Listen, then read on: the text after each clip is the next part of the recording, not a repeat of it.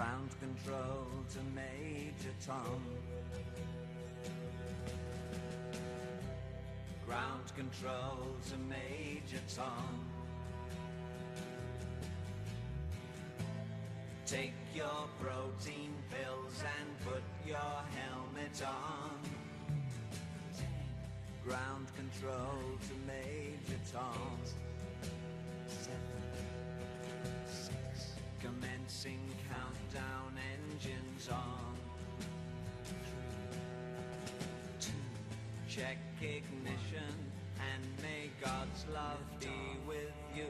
L'espace, la frontière finale. C'est mystérieux et dangereux. Mais l'humanité veut encore explorer. Il veut découvrir. En 1957, le premier satellite artificiel a été lancé en orbite autour de la Terre. Depuis, on a envoyé un homme en espace. Quelques-uns ont même marché sur la Lune. Pendant les années 1970, les premières stations spatiales étaient construites et lancées en espace.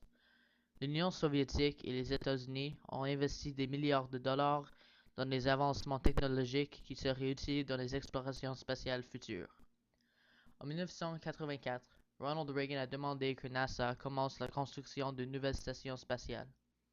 En même temps, les Russes ont décidé de commencer leur propre nouvelle station. Les deux pays avaient des problèmes de finances, alors ils ont décidé de travailler ensemble pour construire une station spatiale internationale. Ils ont invité le Canada et quelques autres pays à participer. En 1986, Brian Mulroney a dit oui. Pendant les premières années de la conception de la station, le Canada a contribué beaucoup d'argent, mais la contribution majeure du Canada n'était pas financière. Le Canada a construit le système d'entretien mobile, un système complexe qui comprend trois parties principales: le système de base mobile, le Canadarm2 et Dexter. Le système de base mobile, installé en 2002, est essentiel à l'entretien et la construction de la station. Ça transporte la charge utile et le Canadarm2 n'importe où sur la station via des rails au long de la station.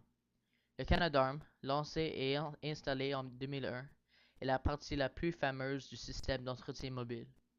C'est utilisé systématiquement pour la transportation des charges utiles et même les astronautes tout autour de la station. Le Canadarm a assemblé la Station spatiale internationale entière en espace. En 2008, une nouvelle partie du système d'entretien mobile a été lancée. C'est comme le main du Canadarm2. C'est utilisé pour des opérations et des réparations fines sur la station. Par conséquent, les astronautes ne doivent pas souvent aller dehors. À cause du Dexter, l'espace est un petit peu plus sauf pour les astronautes. Mais pourquoi est-ce que la Station spatiale internationale a été construite en espace? Les Russes. Leur station spatiale précédente, Mir, a utilisé une nouvelle conception, celui des modules. Avant, comme les Américains et Skylab, la station était construite sur la Terre. C'était lancé à travers de l'atmosphère et en espace. Lorsque la station est arrivée en orbite, il y avait déjà des dommages. Les Russes ont eu l'idée de fabriquer chaque partie de la station, chaque module, sur la Terre et les lancer individuellement. Les modules étaient beaucoup plus compacts. C'était une méthode beaucoup plus efficace de construire la station, alors c'était utilisé sur la Station spatiale internationale. Les Canadiens ont aussi envoyé quelques astronautes en espace. Le premier astronaute canadien d'aller en espace s'appelle Marc Garneau. Il est allé en 1944. Il est devenu le président de l'Agence spatiale canadienne après sa création en 1989. Un autre astronaute canadienne s'appelle Julie Payette. Elle est venue de Montréal. Aujourd'hui, on a un astronaute canadien sur la Station spatiale internationale. Il s'appelle Chris Hadfield. Il est le premier Canadien de commander la station. Alors tu peux voir que Canada se distingue plus que globalement. I bet John A. didn't see that coming.